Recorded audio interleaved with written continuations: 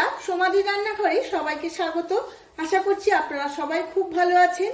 এই শীতের সিজনে বাজারে অনেক রকমের সবজি পাওয়া যায়, ফুলকপি, বাঁধাকপি, গাজর, বিনস, নানা রকম।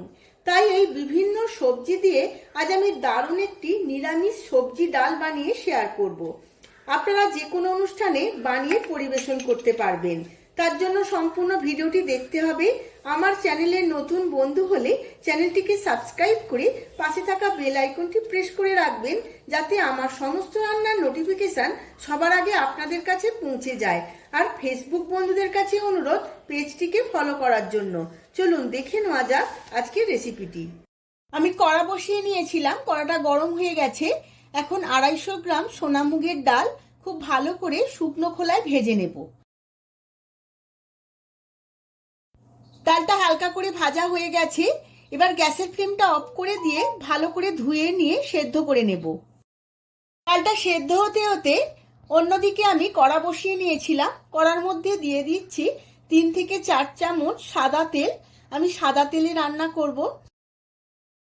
তেলটা গরম হয়ে গেছে। প্রথমেই আমি ফুলকপিগুলো ভেজে নেব। এখানে আমি সমস্ত সবজিগুলো খুব ছোট ছোট করে কেটে নিয়েছিলাম। এখন এর মধ্যে দিয়ে দেব হালকা নুন, যাতে কপিটা খুব নরম হয়ে যায়।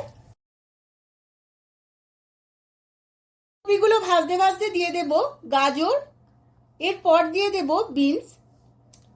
সমস্ত কিছু 2-1 মিনিট হালকা করে নাড়াচাড়া করে নেব, না হলে সবজির কালারটা একটু ফেড হয়ে যাবে বেশি ভাজলে। সবজিগুলো সামান্য একটু নাড়াচাড়া করে নিয়েছি। এরপর দিয়ে দিলাম কাজু আর কিশমিশ। সমস্ত সবজির সাথে কাজু কিশমিশও খুব ভালো করে ভেজে নেব।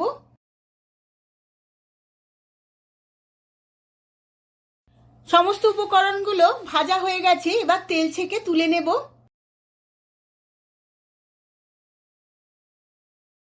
ওই একই তেলে দিয়ে দেব ফোড়ন, একটা তেজপাতা, 2টো কাঁচা লঙ্কা আর 1/2 চামচ জিরে। সমস্ত কিছু খুব ভালো করে ভেজে নেব।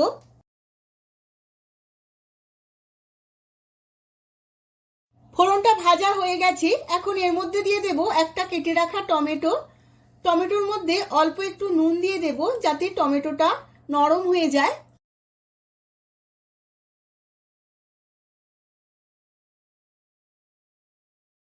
টমেটোটা ভালো করে ভাজা হয়ে গেছে। এখন এর মধ্যে দিলাম 1 চামচ আদা বাটা।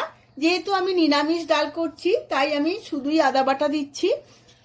ভালো করে ভেজে নেব যতক্ষণ না কাঁচা গন্ধটা চলে যায়। এরপর দিয়ে দেব এতে 1 চামচ আখের গুড়। আমি এখানে গুঁড়ো আখের গুড় ব্যবহার করেছি। এই আখের গুড় যে কোনো শপিং কমপ্লেক্সে আপনারা পেয়ে যাবেন। খুব ভালো করে ভেজে নিয়েছি। এরপর এর মধ্যে দিয়ে দেব 1/2 চামচ হলুদ গুঁড়ো। হলুদ গুঁড়োটা অল্প একটু নাড়াচাড়া করে নেব।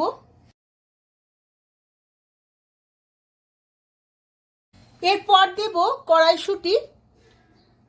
কড়াইশুঁটিটা আমি এর সঙ্গে ভালো করে কষিয়ে নেব। 2-1 মিনিট কষানোর পর সমস্ত ভাজা সবজিগুলো এর মধ্যে দিয়ে আবারও 2-1 মিনিট সমস্ত কিছু কষিয়ে নেব। সবজিগুলো ভাজা এবং কষানোর ফলে অনেকটাই সেদ্ধ হয়ে গেছে।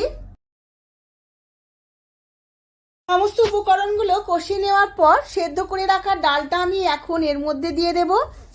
ডালটা দিয়ে খুব ভালো করে নাড়াচাড়া করে নেব।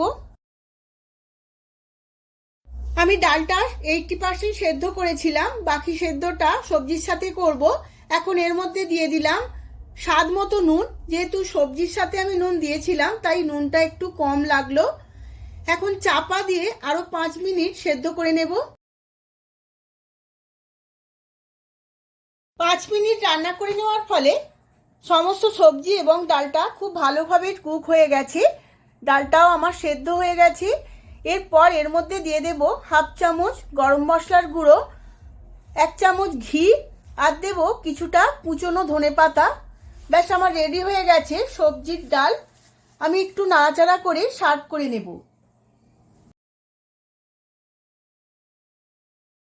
আমি সার্ভ করে নিয়েছি সম্পূর্ণ নিরামিষ ভেজ ডাল।